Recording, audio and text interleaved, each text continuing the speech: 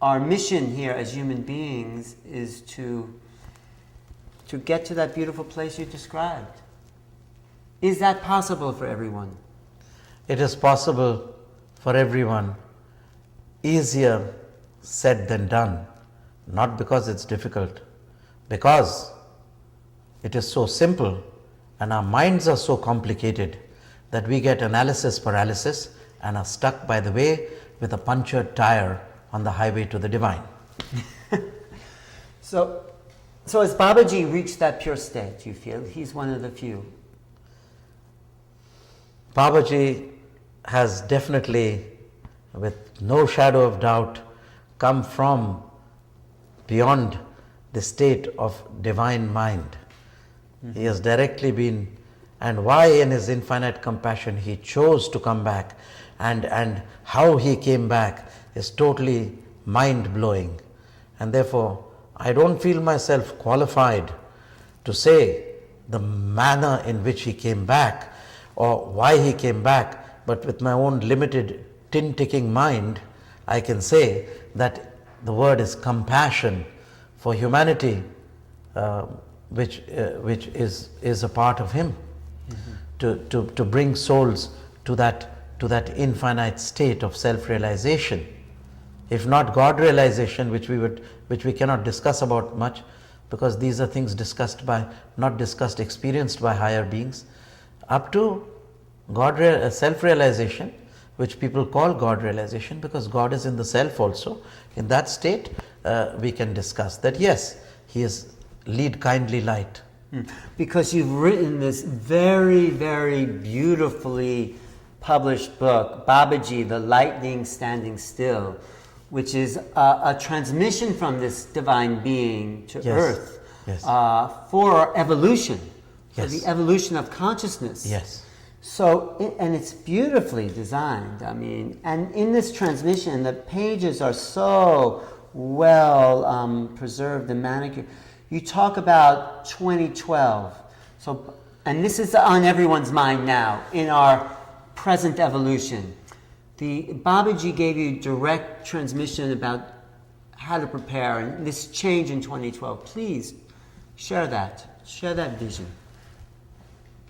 An infinitesimal portion of Babaji, which was too much for me to capacitate in a million years, gave me this transmission. Mm-hmm. And the infinite part of Babaji, I am not qualified to speak upon. I have made an endeavor here, and a very beautiful endeavor according to some people, but I think I failed hopelessly, because he is beyond words, beyond deeds.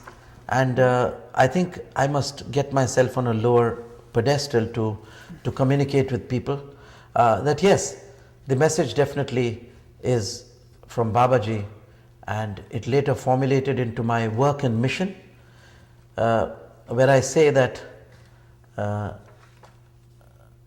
we, the Hamsas, that is our organization, the Hamsa Yog Sangh and the Kriya Yog Sangh, we, the Hamsas, the swans, the soul swans, the Hamsas means the soul swan. Mm-hmm. We, the Hamsas, are meditated to the furthering of human awareness. This is our mission statement. Yes, I get it. We, the Hamsas, are meditated toward the furthering of human awareness.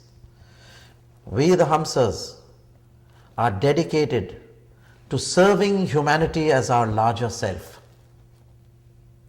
And we, the Hamsas, are devoted to new life awakening for earth peace healing through self peace healing by the practice of Kriya Yoga. Mm-hmm. This is our mission statement. So you talk about the end of government in 2012, the beginning of the Sarvana Manu, this. Okay. Now 2012 had been very hyped in the Western world. Yes. But they were talking about the Mayan calendar. Yes. And the end of the world. Not the end of the world, the beginning of a new time. I don't see it. Many corrective measures have been made, but initially it came as the end of the world. With the Sibylline prophecy, the Nostradamus prophecy, the Mayan prophecy, and the Da Vinci Code. What I have described, that this is not the end of the world. as per the Mayan calendar. The Mayan calendar, of course, later, as I have mentioned in this book, was taught to them by a Nath yogi who went there and taught them the great calendar. This is not the end of the world. I have mentioned in this is the end of but a very minor cycle and the beginning of a new cycle. That's what I think. Now the first cycle, which is ending in 2012, it started in 3102 with the birth of Lord Krishna. That is the first divine being who set this in motion. And now 5,000 years have been completed. You know, the Egyptians also say the beginning of this time began with the upper and lower merging, and this time, this Kali Yuga. So is it the end of Kali Yuga? This is the end of a minor cycle, okay, and the beginning of a new cycle. 5,000 years of cycles there are. And this new cycle includes this awakening of consciousness as a supreme aspiration. In the beginning of the new cycle, the spirit of four great beings will enter humanity from 2012. Whether they will be there in physical form or whether they will enter by the spiritual form is not determined. It is up to them to decide. And who are these beings? Can you describe them?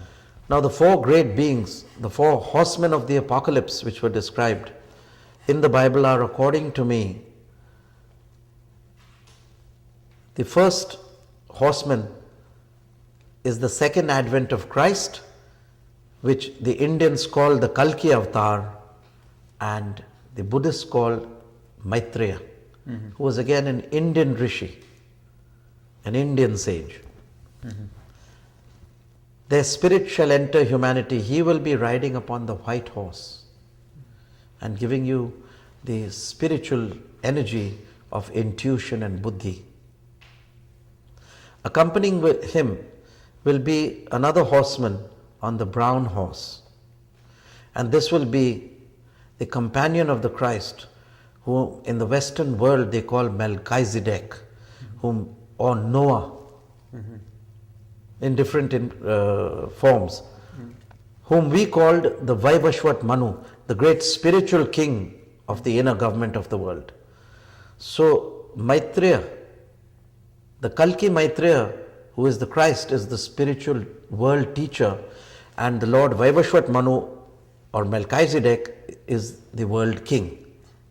The leader, the political leader in a sense. Political, spiritual leader of the inner government of the world. And the other two horses? Now they will have two successors. This is not mentioned anywhere, therefore I thought I should mention it in my book and with your interview. Okay.